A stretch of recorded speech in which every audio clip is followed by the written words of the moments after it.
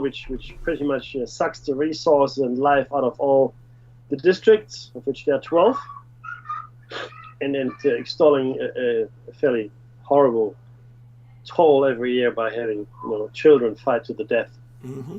in the blood sport arena. Yeah. Now, and you say, how's that like us? What's that? We don't have anything like that. That's crazy, Mickey. That's hilarious.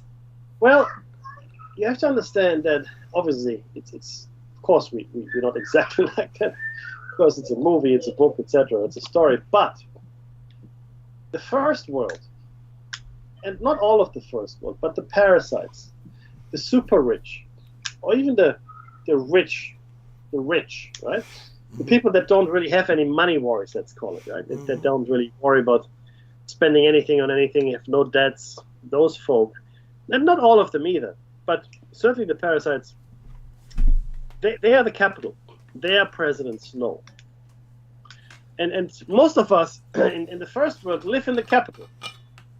We live in the capital, and we're quite happy to be distracted by fashion, and we eat senselessly. We've got an obesity epidemic, and in fact in the capital they have this little drink that makes you throw up so you can eat more.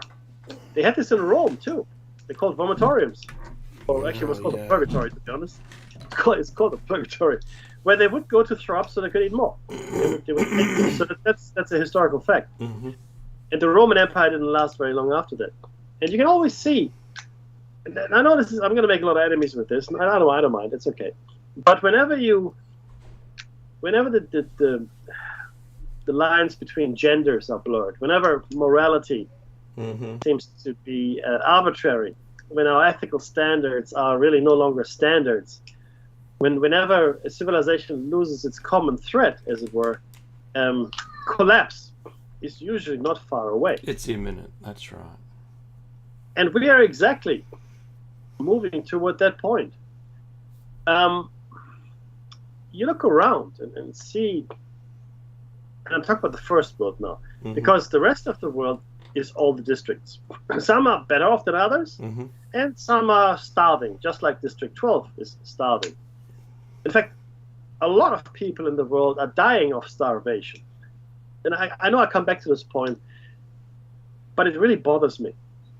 And I myself can't fix it. I might donate everything I have, and I still wouldn't make a dent of a difference, right? So I choose to do what I can, and I do. But I also choose to talk about it, to raise awareness in others, because we forget about it. We've got like a 5-minute media cycle attention span, if we're lucky. And people are starving to death. Millions of people are starving to death. Not because there's not enough food. If there's not enough food, then you go, well, that's just tough luck, I guess. Not enough food, then people starve. It's okay. There is more than enough food in the world to feed everybody and then some. But we can't do that. or we choose not to do it. It's a choice. Make no mistake, it's a choice.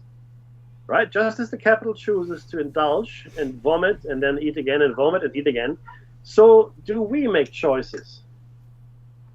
These are the choices that we make. We choose to destroy food. We choose to destroy food because it doesn't meet certain quality perceptions. Like what Woolworths has started some time ago, and maybe other department stores as well, they started selling fruit and vegetables that were called the odd bunch. So they're not perfectly shaped, they're a bit wonky, they're, they would have been thrown away or turned into animal feed in the past. But because people, are looking at their bottom dollar now, every penny counts, they sell those kinds of substandard vegetables and fruit cheaper. There's nothing substandard about them except for appearance. There's nothing wrong with the fruit or vegetable. Okay? In fact, when I grew up, there was no such thing as I remember fruit. It all looked different. If it came from our tree, we had a peach tree, and we had a peach and an apple tree, I think. But the peach tree, I always remember the bugs got into it because the bugs loved the peaches, and they ate it from the inside out. Yeah, absolutely. Anyway, but the point is, there's no such thing as perfect fruit. Fruit is fruit. You get it off the tree and then you eat it. But we are become so indoctrinated into wanting perfection.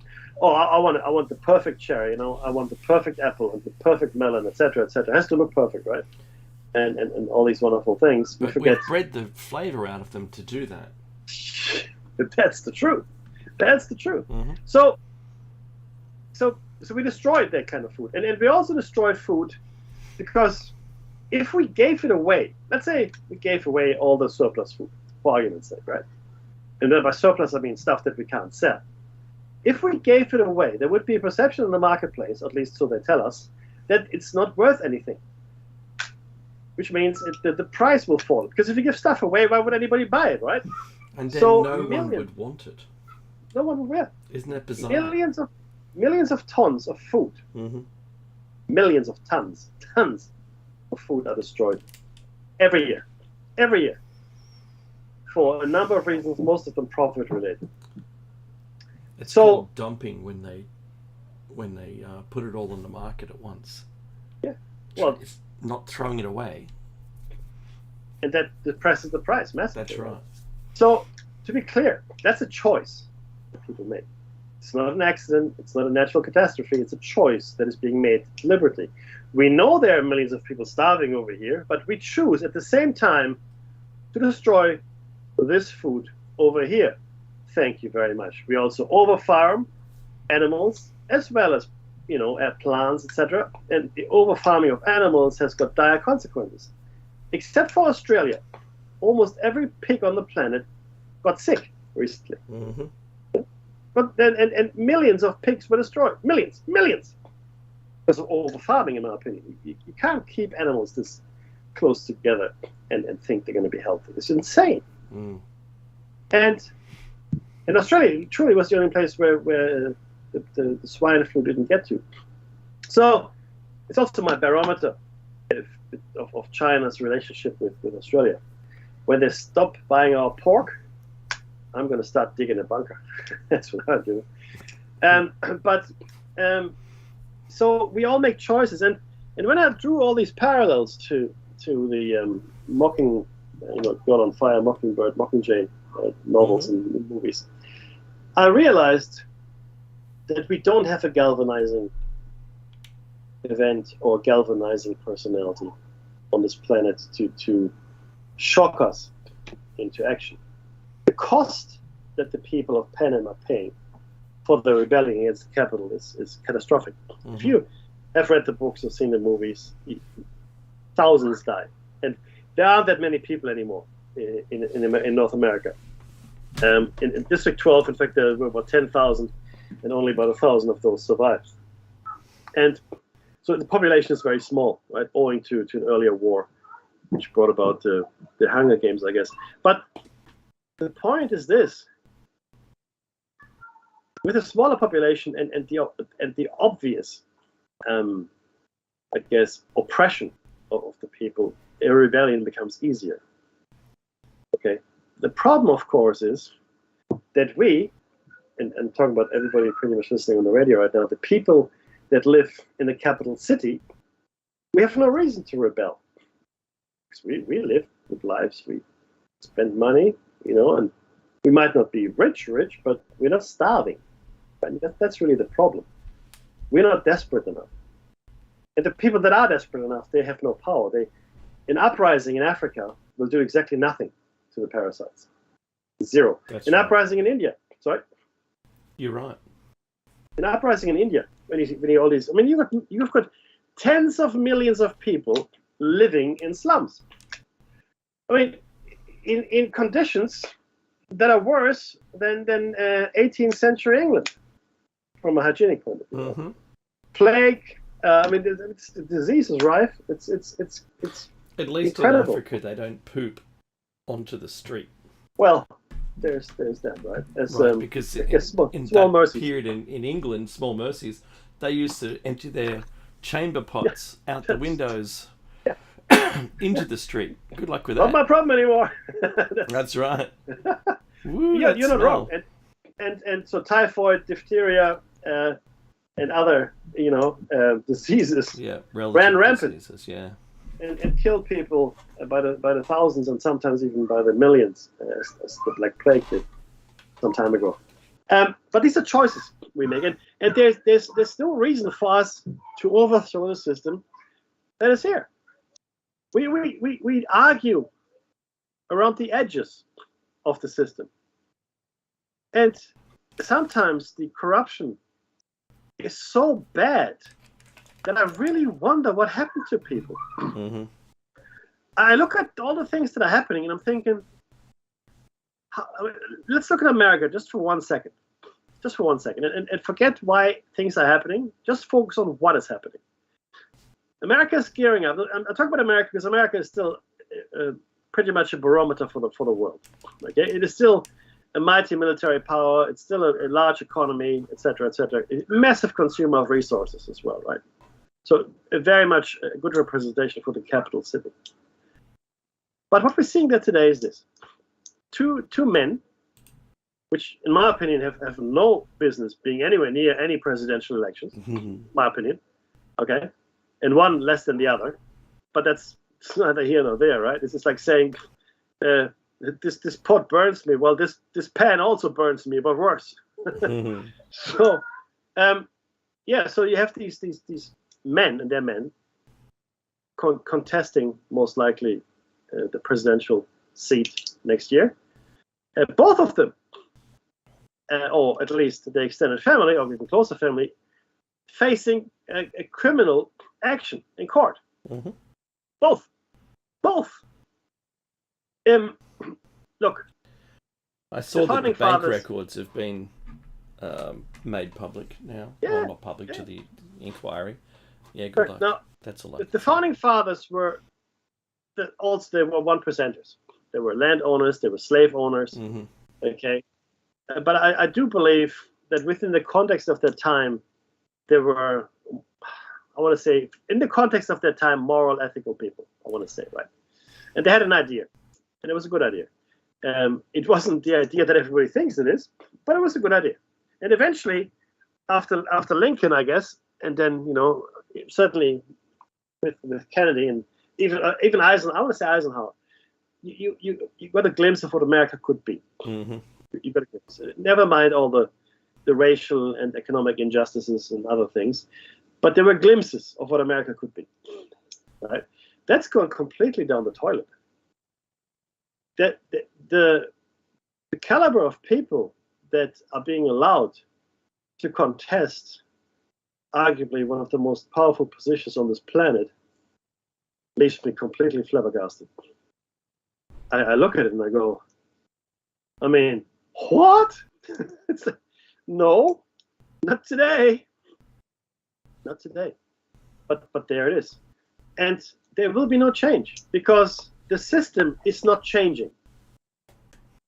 So you might elect Trump. It actually doesn't matter who is elected. It's completely irrelevant. You know why? Because the system still remains. Mm-hmm. The system isn't changing. And this is really the problem that we all have. We are still operating with the same. It doesn't matter who comes into power. It doesn't matter who does what or what laws are passed, because they're all still acting within the same framework.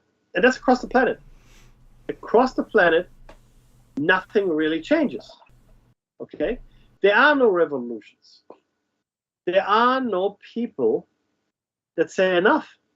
Enough. Because the ones that have had enough, the ones that, where you think, I expect those two to rise up any moment, they can't. They can't because they have to worry about what they're going to eat tomorrow. And in some populations, and I'm picking on India here, it's not the only place, but India specifically, where you've got, again, millions of people living in slums, the indoctrination is so deep that I think, or at least from what I've seen and heard, a lot of people there believe it's their fault that whatever their lot of life is. You live in you're the lowest caste living in a slum. Well, that's on you, right? Something must have happened in your past lives, etc. It's a karmic debt, etc., etc. So there's actually no incentive for anyone to help anyone because it's their fault. Acceptance. Yeah. And I go, wow, what if those people decided, this is all nonsense. I don't like how I live. I mean, the blood would be running in the streets, I can tell you. And other places have this too, though. We marginalize people that lose their job or lose their home, right? and we think it's their fault. Oh, well, they did it. They did. You don't know what happened in their life. You look at what's happening in the world. We had the biggest redistribution of wealth in the history of the planet. That's right. And I'm talking about the sacking of empires too here, right? Yeah. When the financial crisis hit the world, but especially America, hundreds of billions, if not trillions of dollars were redistributed from taxpayers, which is Joe everybody, to the top 1% of the 1%, who then proceeded to pay themselves big bonuses. Now you ask yourself, how is that possible? Well, let me explain to you the mechanism of that money transfer. So all these institutions were sitting on toxic assets, meaning they were stocks and instruments and bonds in name, but with no value. They used to have value, nominal value, right? But now they don't, because essentially the underwriting capital houses, for instance, were no longer servicing the loan. So the houses stood there, but nobody paid the mortgage on the house, so it was just abandoned. So the piece of paper that was tied to that loan and mortgage was completely worthless, because nobody was making any payments against it. I might as well just use it as toilet paper, and that would be good use. That would be the only use that would make sense, to be honest. So what happened was that the government bought those. Not at the full value, mind you, but they bought them. They bought them all. And the banks thought, and the finance houses, oh, geez, we sold this. I think we should have got bonuses for that. You think I'm joking? That's exactly what happened. That should make you angry. Because it was the greed of those people in the first place that caused the whole thing to collapse. They gave loans to people that had no way on this planet to ever pay it off. They did it because they got bonuses and commissions on signing mortgages out. It was greed. And then it was corruption, because the people that rated those financial instruments were paid by the very institutions that sold them and asked for the rating. And we know now that if Moody's or one of the others had turned them down and said, oh, this is a terrible financial instrument, I give it a negative Z rating or whatever, right? Then they would have gone somewhere else and they would have paid someone else to give them a good rating. The system is broken. And it hasn't been fixed. It's like building approvals, Mickey. It's the same. It's like, the structural engineer approval. Yeah. Well, or you can't give it to me, I'll go to your colleague, thank you very much. Well, I'll pay him $50,000. No, Mickey, don't do that. Too hard. You actually make a company, you make a shelf company beneath yours who does all your approvals for you. Well, even better. How good is that? Right. It's like signing your homework. Bob did a great job. I will give Bob an A. Thank you, Bob. Welcome, Bob. But this is the insanity of it. This is the world we actually inhabit. Does that make you angry? Let me see the chat. What does the chat say? Is anyone angry there? Probably not. No one is really angry anymore. There's no anger in there. No one angry. No. There are no angry people, and that is. And see, this is my point. As I was watching, these movies, I realized that there will not be a revolution, ever, not ever, because we are so somatized, as in Brave New World. Yeah, soma. Yeah. In the first world, especially, like we're addicted to substances, we're addicted to lifestyles, we're addicted to image, we're addicted to technology, and that one is probably the worst. There's now medical evidence that people become physically addicted to devices, games, etc. To the point where if they don't have access to devices, they suffer withdrawal, like you would with heroin. Totally. In fact, there are cases around the world, but interestingly enough, most of them in South Korea, where computer gaming is actually an Olympic sport, if you will. That's right. Fully sponsored. Like NASCAR. Yeah. You can make a lot of money if you're good at computer games.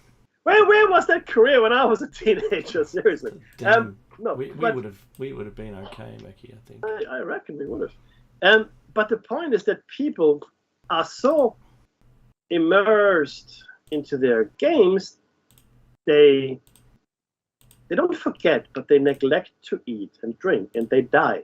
Mm-hmm. Can you imagine that? Just for a second. You're sitting playing a game, you haven't eaten or drank anything in days, but or extricated the results of those eating and drinking from prior events. Yeah. So you just expire in your seat. Mm. Now, I know of people that have worked themselves to death. There's a case of a colleague of mine who was found still with his headphone on. He clearly had died during a conference call. Yeah. And the only reason that anybody became suspicious is because he didn't turn up to any of the calls.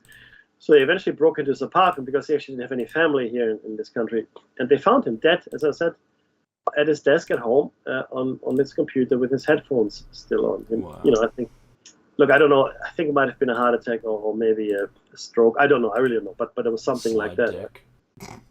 Yes, death by slide deck, right? And then certainly other people, in this again in Japan and Korea as well, they work themselves to death, and because that's the culture and that's expected, etc. I think that's sickening, but it happens. But it happens with video games too, and people get addicted. So we are living in what I want to call one of the most highly addicted societies ever on this planet, and that's addiction across the board. Across the board. The other day, Dave, I was in the city and I was there with my daughters. And I want to say it was the weekend. We did something. Say it was the weekend, okay. Because I think that's right. We were buying a birthday present for my son. That's right. Mm-hmm. And we're just walking on George Street, George Pathway. We're walking along George Pathway, and as you walk down, you come to a cross street, King Street, and on one side is Apple, the Apple store, mm-hmm. and opposite on the other side is Louis Vuitton. I think it's Louis Vuitton, and then Telstra on the corner, yeah. Yeah, that's exactly right. Yeah. Now, people were lining up at the Apple store, and I think it's for the latest Apple phone. I think that's what it is, right? That's what they're lining 15, up. Right? Look, I honestly don't know. Hand on heart, I have no idea. But the point is they're lining up. They're also lining up at Louis Vuitton. And I looked at my daughters, and I said, do you see this? I don't want you to do this. Whatever you do with your life, don't do that. Those are stupid people. And my daughters go, shh, Papa, quiet. Because I'm not really that quiet a person. Yeah, that's right. No, I said, what is wrong with this world that these people are lining up to buy something? In fact, they're lining up for the privilege to hand over money for stuff they don't really need. Mm-hmm. You don't need the Louis Vuitton bag. You don't need the latest Apple or any phone for that matter now. When everybody else thinks I need it now, you don't need it now. You have a phone. Unless your phone fell down the toilet, which compels you to buy a new one, you don't need it right now. You need it later. Or maybe never. I bought my phone, I want to say 4 or 5 years ago, and I really sweat my assets. I can tell you that. I sweat. I had my TV repaired. I told you that, right? Yeah. I bought my TV in 2009. It's a 50-inch Samsung. Mm-hmm. Cost me a bit of money back then. It would have. And I have had it repaired once. Cost me $200. And I've been watching it for 13 years. Okay, nice. That's how cheap I am. But the point is, we don't have that mentality anymore either. Like repairing things, and this addiction, and that's what I mean. We've got a lifestyle addiction, we've got an image addiction, we've got a substance addiction, we've got an electronics addiction. This is Dave. This is the most addicted society ever. I'm not going to say no. I can't disagree with you, and I know that it's rampant, right? And there was a riot outside. I forget where it was. It might have been South Korea's Apple store. I think that's where it was. I saw a news story about that. Everything's a bit foggy for the last few days, but that's where I saw it. Yeah. And there's a riot, and it's only between the people that are waiting in line. Now, I don't know why there was a riot. No, it wasn't explained in the story. My mind went, in all directions, trying to think about, well, why would have there been a riot? Okay, maybe there was a queue jumper. Yeah. Maybe. Well, lucky they're alive. Yeah. There wasn't any fatalities, so, well, I guess at the same time, if they're all, is it Gen X or Gen Tech people, they wouldn't be strong enough to hurt somebody else. Have you seen them? Right? You could yell the wrong pronoun, I suppose, and get them offside. That'd do it. Riot. That's right. So, Becky, I join you in your point of view that there isn't any need to race out and buy the latest thing. No. I know that I'm a happy little Vegemite, Becky, and I for years I got the latest phone, and I was all about my brand that isn't iPhone. It's Samsung. I'm a Samsung fanboy, and I've had them all my life. I would never use an iPhone. I'd probably be found dead before using one. So therefore I would never had to have used one. In fact, I was offered one at my current place of work, and I said, no. What brand is it? iPhone? No, I'm good just with the one neutering device. I don't need two of them in my pockets. Thank you. That's all good. Right. So No. But I totally agree. You can see how I've been saying this for such a long time, and I'm agreeing with you totally, is that our world, from the perspective of the Hunger Games, that elite, the wealthy that are depicted in that film genre are just like the ones that are putting this, the WEF Great Reset in place. Mm-hmm. Aren't they? But I mean, aren't they? They don't have any of the lives that we have in the front lines as being a human on the planet. That's correct. They don't shop for themselves. They probably don't wipe themselves. Right? Yes. Right? Yes. Piss boy. So it's good to be the king. It's good to be. At least you got it. Hope someone in the audience got that too. But you know what I mean? They don't drive their own car. They don't do anything.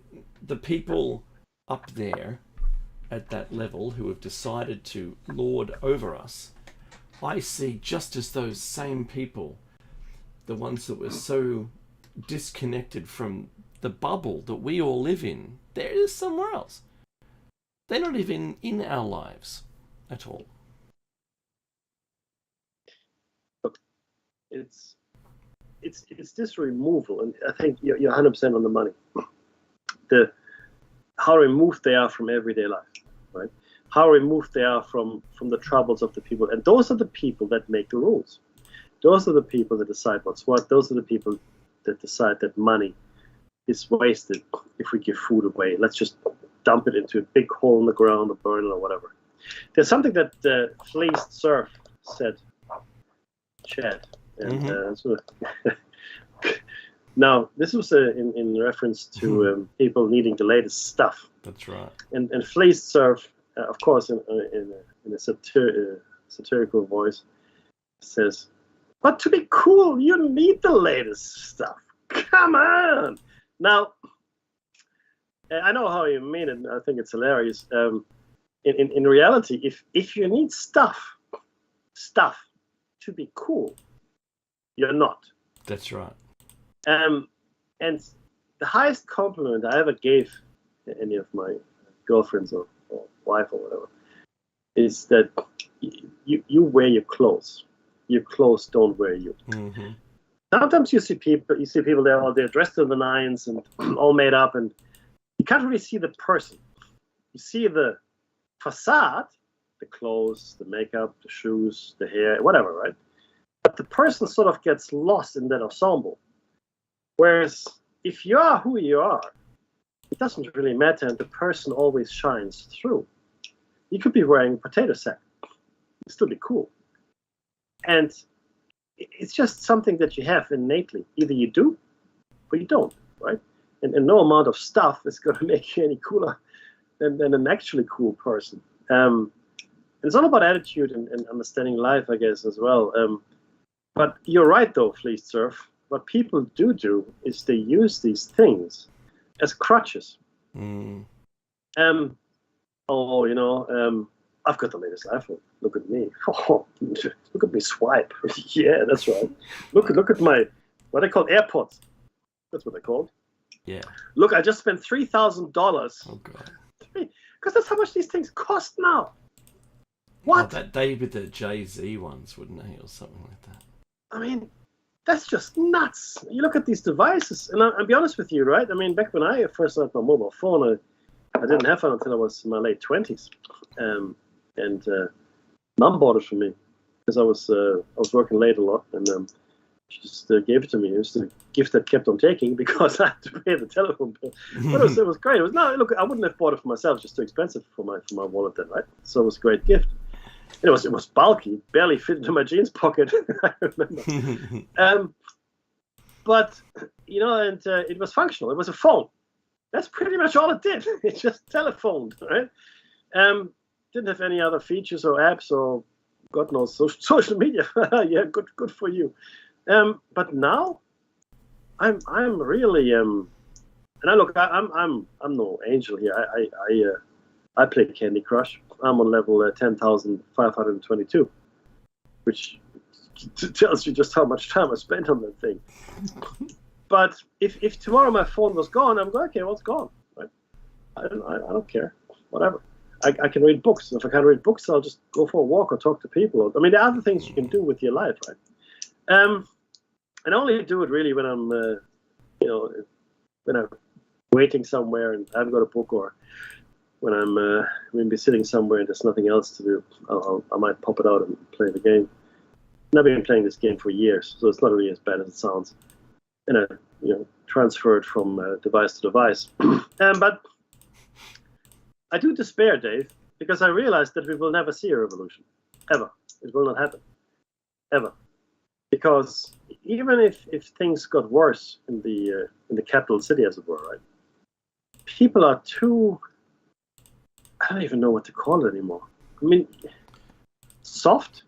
Soft is the wrong. I'd probably say that they're sedated. Yes, by our own society's accoutrement. Yeah, I think you're right. I think that's a very sedated. Just blame the medication if I'm right. That's fine. Yeah, I think you hit it on the head there with that. That's good. See, I wonder sometimes, because when we look back into history and we judge these cultures before us, right? We look at the Roman Empire.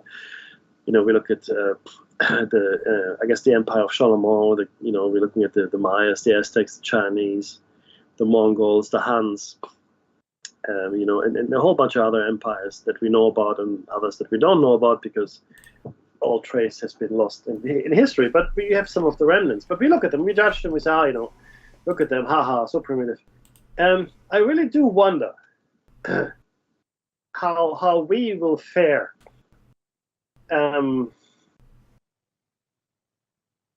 With this, I wonder how we will be judged. Will they call us the sleepwalking? Is this the era of sleepwalking? Is this, because the thing is this, right? And I don't care what people are saying. And I see the effects myself every year. I see the effects of things changing in the world, climatically, otherwise, things are changing. But we're sleepwalking through it. No one is doing anything meaningful. And at this point, we have to get ready for the really catastrophic changes, okay? That's what we have to get ready for. Forget stopping it. That ship has sailed. That's gone. But no one is there's nothing. Nothing is happening, Dave. Nothing. That's right. Just remember all the things we expected to see protests for, and there weren't any. I think we've lost our effort. We're like I said, sedated. I think it's not apathy, because I don't think we really care that we don't do it. I think we just don't feel the need to do it. Well, it feels, yeah, I guess, because I think the thinking is someone is going to fix it somehow, somewhere. Oh, yes, it's someone. Yeah, it's not my job, but yeah, someone's going to do it. Right? Yeah. It has to, I mean, clearly, it's like you're seeing an accident in the street. If you're the only one there, you're helping. That's right. Okay, if you see an accident, responder. Yeah, but if there's 1,000 of you there, that person's probably going to bleed to death.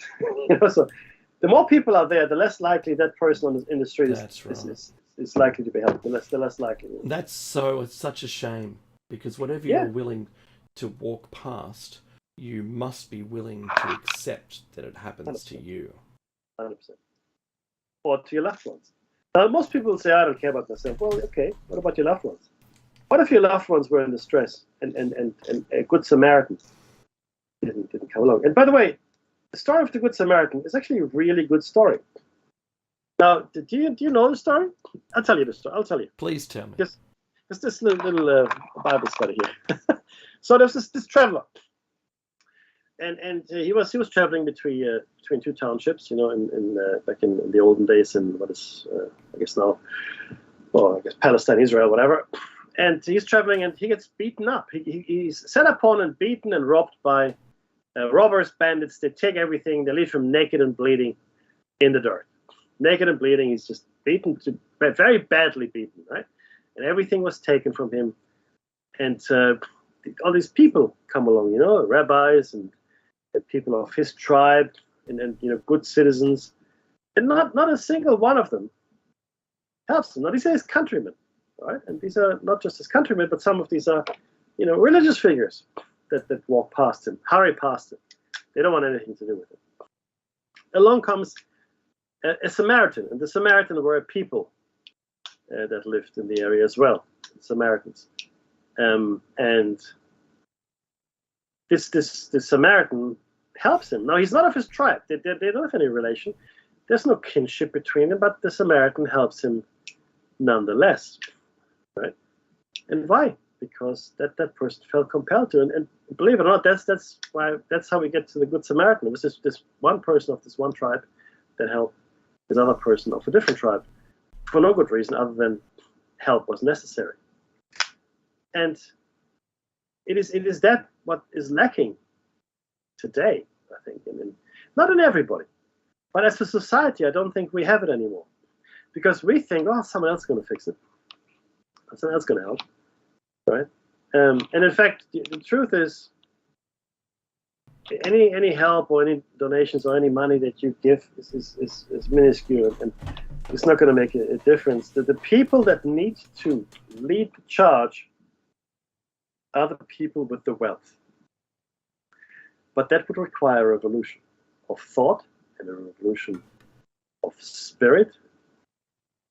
Because if the richest people in the world got together, all of them, anyone above $1 billion, let's say, right?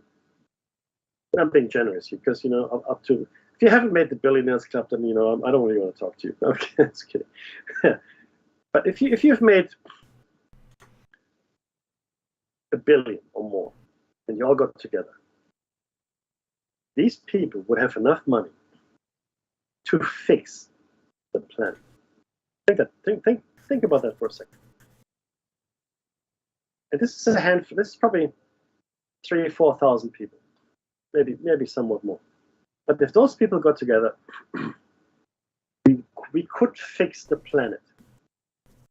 We could fix it. Would they lose their wealth? Yes, as a result. They'd still be well off, okay, but they wouldn't be billionaires anymore, but the planet would be fixed. People wouldn't be starving anymore. Now, would it be a paradise? No, because people are people, and, hell is other people, as we all know. So, no, it won't be a perfect place, it won't be paradise, but a lot more people would get a chance at a good life, and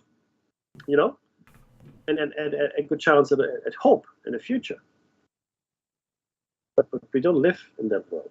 This is not the world we inhabit. I'd like to think that one day it could be, but it certainly isn't now. Oh, that's so Matrix of you, Mackie. I know, what? Yeah, like we made a utopia and you guys just couldn't deal with it. Yeah. Says Agent Smith. Says Agent Smith, that's right. That's right. Look, it's a shame that we are doing what we're doing, and this is all of us collectively in the capital city. Look, if you're listening to this radio station, you probably are living in the capital city. You're not part of the districts. You're not starving, I wager. If you are, my heart goes out to you, right? But I'd say you're probably not. Probably and not. If you're a billionaire, make contact with Mickey and I. Yeah, but only if you really want to change the world. Yeah. And the change we need is not going to Mars, everybody. Oh. The change we need is not going to Mars. How about if you want to fund a documentary series? Yes. Yes, do contact him.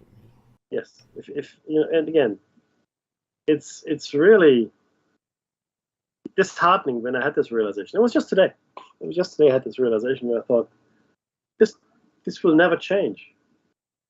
We will get to a point where we collapse, because all societies collapse at some point or change into something, but it's never peaceful. You look at history, none of the collapses, none of the changes came about peacefully. Not one. Mm-hmm. There was always hardship, violence, sometimes planned, sometimes incidental, but it was never ever easy. Right? We have the technology, we have the wealth, and also the knowledge to make the next transition painless. We do have it, but we choose not to. That's again a choice. We're making a choice here.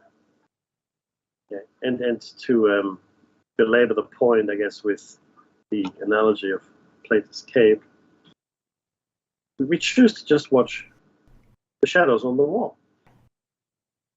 That's real. Yeah. Everything else is don't talk to me. I don't want to hear it. And I guess I don't talk to people as much as I used to, Dave. I want to say that. Mm-hmm. Because when I do, I realize just how little there is to talk about for me. And I know I don't fit it. I know it's okay. It's all right. But it's also painful sometimes to have conversations with people. Do you remember the red dress lady in Matrix? Yes, of course. All right, that scene. So, Meki and I once met up, and we were standing at the entrance to our subway system. We were standing in a position where we couldn't be bowled over by people because there was a large pillar there, and I had that Neo and Morpheus moment where we weren't connected to anything that was happening. All of those lives seemed like that fast motion setting, yeah. And we were talking about things which they didn't have a clue about. And for that, at that moment, we weren't in there. It was marvelous. And without the Matrix, I don't think I could have explained it very well. I think that's actually a really good point. And it's sometimes, if you're that way inclined, you have to remove yourself from the distractions. A lot of the mystics, the sages, choose to spend time in the desert. Sometimes 40 days, sometimes longer, sometimes a little less, but there's always this refreshing self-awareness and then self-reliance. And look, again, there are not many people that one would feel a true kinship with. I for the longest time, I did wish to be just like everybody else. I wanted to belong. You cannot imagine how much I wanted just to belong to something. I don't care. I didn't care. I really didn't care. And sometimes I pretended that I liked someone or had an interest or whatever, and the pretense can only last so long. But I envied people, and I still do to a certain point, that have no imagination or can't see the things that I see or worry about the things I worry about. I envy that. I really do. Knowledge is not a happy thing. It is true what they say. Ignorance is bliss. Ignorance is bliss. The more you know, the unhappier you are. It's the nature of the beast. And the more connections you make between things, the unhappier you are. Because if you just believe that everything is going fine and dandy and everything that should be, the government is going to look after you, everybody's got everybody else's best interest at heart, sure. Your life is going to be dandy. You're going to be a Barbie girl in a Barbie world. That's who you're going to be. And more power to you. I envy you. I really do. I envy you your peace of mind, I want to call it. In its simplicity. 100%. 100%. Yeah. I don't know. Yeah, no, I've seen the same people, Mackie. So I used to work in a factory. While I was doing IT, the factory workers didn't. Mostly, I'm going to call it unskilled work. There are a lot of people who were trained to do things, but the unskilled workers, man, they were the happiest people I've ever met. They only had their work, their family, usually a car, and that was all that their work did for them. It was like the old coal mine days. You know, yeah, it's hard work, but when you're out, you're out. There's nothing else. You've got your pay packet. You know, what's that song? Only 6 days separates me from the red taipan. That's Cold Chisel, by the way. You really got to hear that song because he's drifted north again. And look, I couldn't see how they could be happy because I wasn't happy knowing what I knew too. So you and I share this, right? We share this view. And I'm sure people in our listenership may share this same point of view as well. But whatever you do, as the best advice we can give you, is don't worry about it. Don't be consumed by any of the worry. Agreed. Call yourself a commentator. Just observe. You're an observer, and separate yourself away from it. And that's the best way you can be. And don't try to tell people about it because you're never going to get them to where you are. And the next thing that's going to happen is you'll be wearing an A-frame, standing on the side of the street with written the words "Honk if I'm Jesus."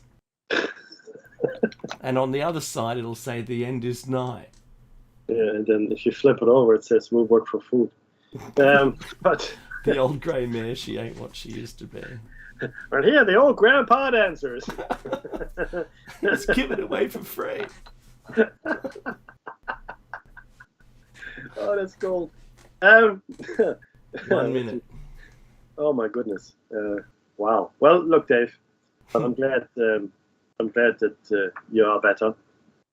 I don't know. I could call this better. I feel like I've been propped up on a mover's trolley. I hear you, but like I said, you're not starfishing. So that's an improvement. And look, I think, and I said this on Tuesday, I think that these things are going to be with us now. Because someone said this is all over. No. It's with us. Okay, here's the music. This has been Plato's Cave. Don't go anywhere. I'm sure something's going to come up. Awesome, that is. And once again, as always, thank you very much for allowing us into your homes. But most of all, be safe.